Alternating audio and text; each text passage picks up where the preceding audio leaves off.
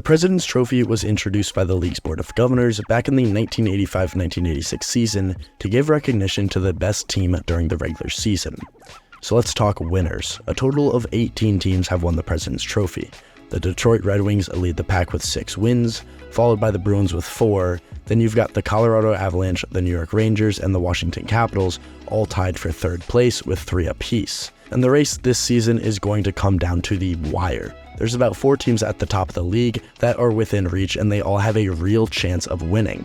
For many, winning the President's Trophy would be a great honor and privilege, because if you're the best team in the league, you should have a great chance to win the Stanley Cup, right? Well, that's not exactly the case.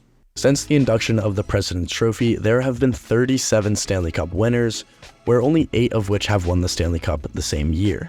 These teams were the 87 Oilers, the 89 Flames, the 94 Rangers, the 99 Stars, the 01 Avs, the 02 Red Wings, the 08 Red Wings, and the 2013 Chicago Blackhawks. So, if only 8 of the past 37 Cup winners also won the President's Trophy in the same season, that means only 21.6% of President's Trophy winners go on to win the Cup.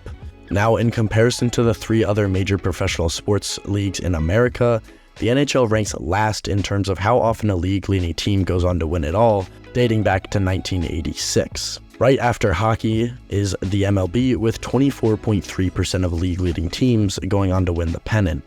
After that is the NFL at 26.3%, and leading the pack is the NBA with 15 of the past 38 winners being the best regular season team, which comes out to just shy of 40%.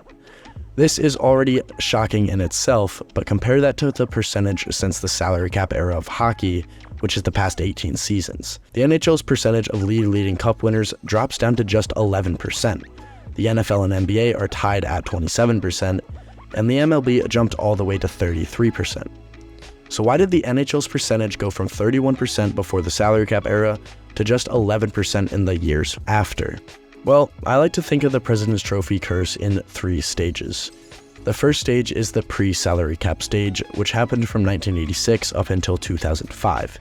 This era saw the most success for President's Trophy winners, firing at 31%, where 6 of the 19 Stanley Cup winners came from the President's Trophy winner.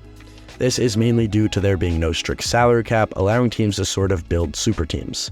And the next stage is the salary cap era with the old playoff format, which lasted from 2006 until 2013. Now I say the old format because up until 2013, the NHL had a 6-division system where each division winner played the 3 worst teams in the conference.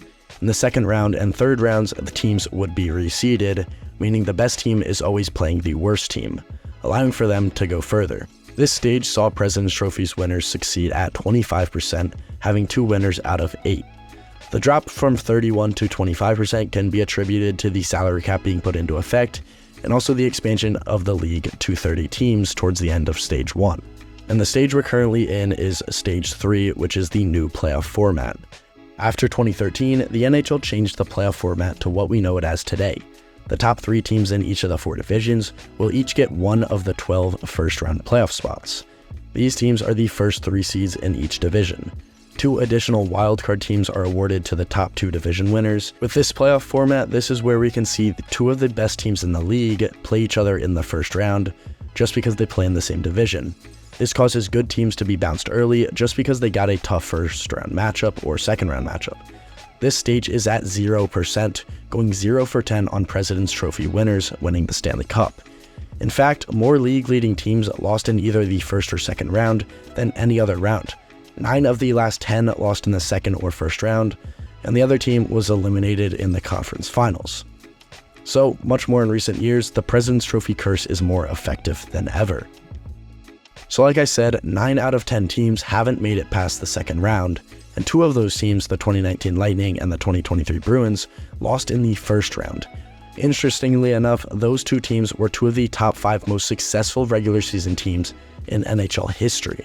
The 2019 Tampa Bay Lightning were a star-studded team that posted 128 points just before they were being swept by the Columbus Blue Jackets. The 2023 Bruins broke the record for most points in a season at 135, just to blow a 3-1 lead in the first round to the Florida Panthers.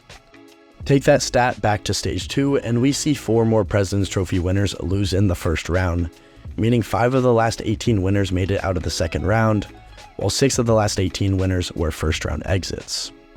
But obviously, there are some outliers. Like I said, the 87 Oilers, the 89 Flames, the 94 Rangers, the 99 Stars, the 01 Avs, the 02 Red Wings, the 08 Red Wings, and the 2013 Chicago Blackhawks have all overcome the President's Trophy curse, which is a total of 8 teams. 8 out of 37 doesn't sound so great, but 16 out of 37 sounds a whole lot better, and that's what the number changes to when you include the year after the team wins the President's Trophy.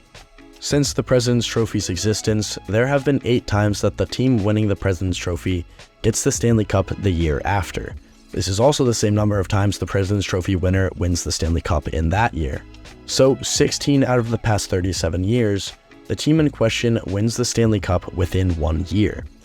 And these 8 teams that won it the year after are the 1987 and 1988 Edmonton Oilers, the 1989 Calgary Flames, the 1997 Detroit Red Wings, the 1999 Dallas Stars, the 2018 Washington Capitals, the 2020 Tampa Bay Lightning, and most recently the 2022 Colorado Avalanche.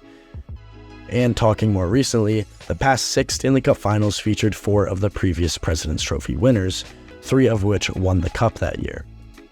Now, this could mean a lot of things, but this likely indicates that teams with enough talent to win the President's Trophy often need to win in the playoffs, a process that typically takes trial and error. Being a good regular season team is a step towards being a Stanley Cup winning team, and it's as simple as that. So maybe it's not so much of a President's Trophy curse, but a President's Trophy delay. So who is going to be the unfortunate team to get hit with the curse this year? To me, it's going to come down to 4 teams: the Hurricanes, the Bruins, the Stars, and the Rangers. And me being a Rangers fan, I'm not sure how I feel about them winning the President's Trophy. They are one of the few teams who have actually broken the curse, which they did in 1994, but still, I'm not too keen on the idea of being the best of the best. However, in terms of statistics, coming in first is actually the ideal situation. The number of Stanley Cups won by each team over the previous 37 years is shown in this chart, and according to the statistics, not only is the team that won the President's Trophy most likely to win the Stanley Cup, they have actually done so at least twice as much as almost every other place. So if only 8 first-place teams have won the Stanley Cup in the past 37 years, that means every other place has won 29 out of 37 times, which is a much better probability. But that's if you look at it from the angle of first place versus every other place, rather than first place versus second place versus third place, and so on. So in the grand scheme of things, first-place teams have only won 21% of the time, but if you look closer, that's the most out of any other position. So maybe I should be confident in the Rangers finishing first, or maybe the Bruins benefit from the President's Trophy delay. Now that we know so much about the history of the President's Trophy curse, it's easy to see why so many fans believe in it. Although this may be the case, many also believe the curse is not true and might just be the result of teams going through a rough patch in the playoffs, or in some circumstances running into a red-hot team. I mean, look at the stats. Finishing first place in the league does technically give you the best odds of winning. It just looks bad when stacked up against all 15 of the other places to finish. So that leaves me with a final question. Is the curse real, or is it just a statistical anomaly? If you guys enjoyed the video, I would appreciate if you would like and subscribe, as only 2% of my viewers are actually subscribed to me. And if you are subscribed and want to still support me, you can consider becoming a member of the channel, where you get access to special perks and behind the scenes stuff. Thanks for watching.